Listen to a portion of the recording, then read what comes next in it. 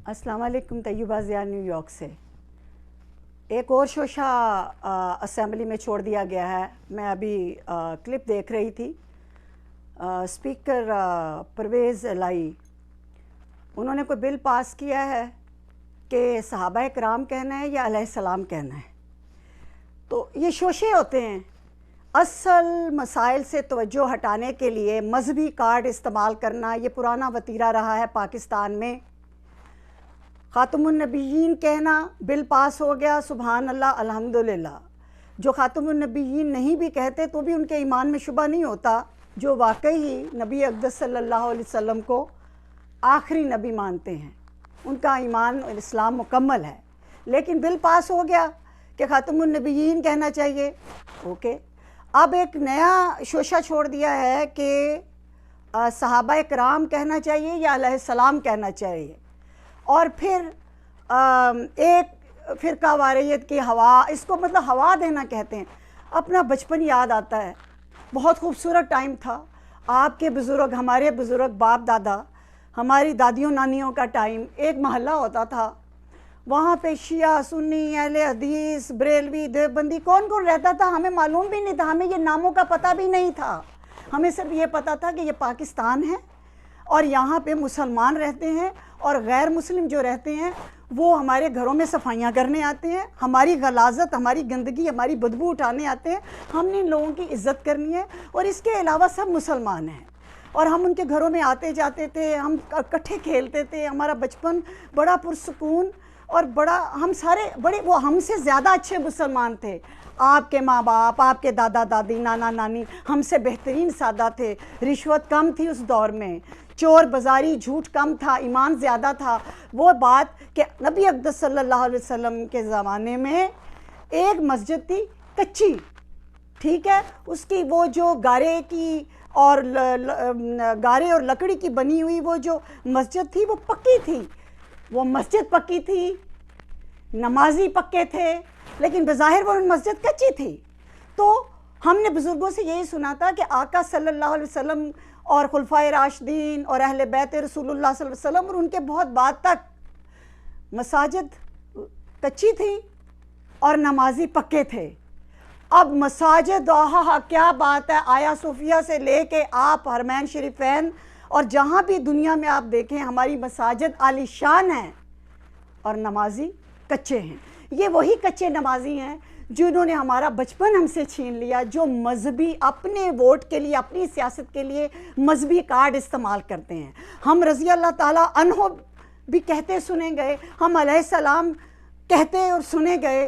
कोई लड़ाई झगड़ा नहीं था, कोई कुछ नहीं था, क्योंकि कुरान पाक में वाज़ेह अल्फाज में कि मैं सिर्फ शिरक माफ़ नहीं करूँगा, वालिदैन की नाफरमानी माफ़ नहीं करूँगा, मैं शिरक माफ़ नहीं करूँगा, इसके अलावा मैं जो चाहूँ ये मेरी मर्ज़ी है, मैं माफ़ कर दूँ।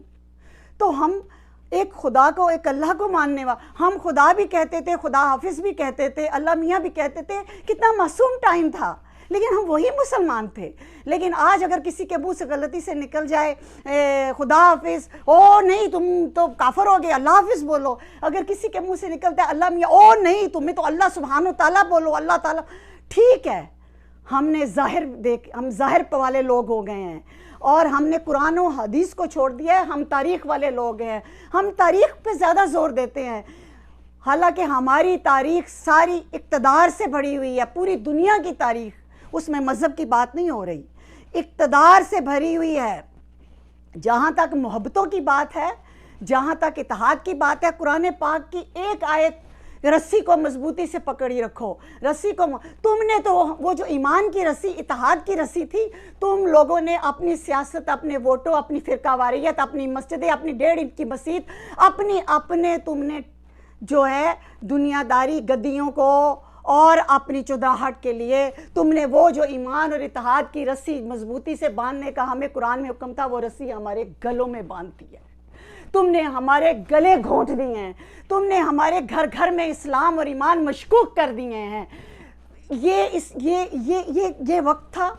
अगर हज़रत उमर फ़ारूक रज़ी अल्लाह ताला अन्हो या हज़रत उमर फ़ारूक अलैहिस्सलाम जो कहता है, उनका अमल क्या था कि वो अपने कंधों पर एक बुढ़िया अपनी अवाम के لیے ایک بڑھیا عورت کے لیے گندم کا تھیلا لے کے اٹھا کے جا رہے ہیں اور اس بڑھیا عورت کو جا کے کہہ رہے ہیں اور رو رہے ہیں اور کہہ رہے ہیں کہ میری شکایت نہ لگانا اللہ کے سامنے. یہ امیر المومنین تھا, یہ حاکم ریاست مدینہ کا حاکم تھا, جو خود تھیلا اٹھا کے لے جا رہا ہے بڑھیا عورت سے اور اس کو جا کے درخواست بھی کر رہا ہے کہ میرے لیے اللہ کی میرے خلاف شکایت نہ لگانا.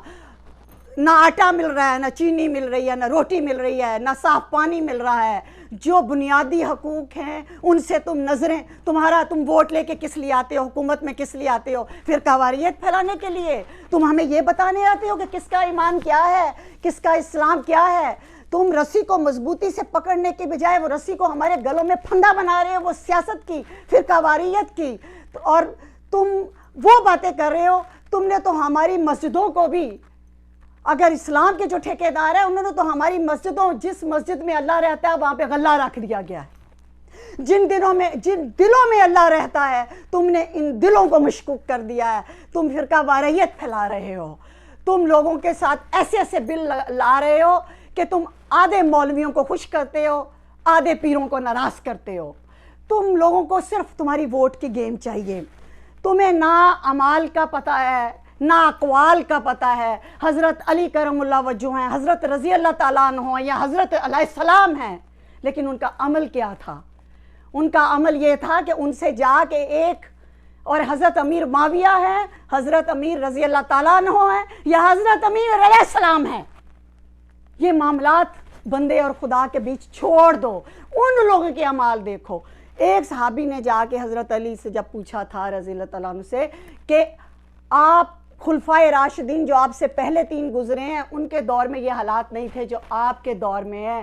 آپ کے حضرت امیر معاویہ کی یہ جو جنگ کے حوالے سے اس نے پوچھا, تو آپ نے فرمایا تھا کہ حضور کے قدموں میں بیٹھنے والے, مفہوم کچھ اسی طرح کا ہے, حضور کے قدموں میں بیٹھنے والے ابو بکر صدیق جیسے تھے. ابو بکر صدیق کے منبر پہ قدموں میں بیٹھنے والے عثمان غنی اور عمر فاروق جیسے تھے, اور میں ان کے قدموں میں بیٹھنے والا علی ہوں. لیکن میرے ساتھ تم جیسے ہیں فتنہ پھیلانے والے, جس کو قرآن میں کہا گیا ہے کہ فتنہ قتل سے بڑا ہے. تو تم لوگ فرقوں کے, لوگوں کے ایمان کے, لوگوں کے دلوں کے قتل کرنا چھوڑ دو.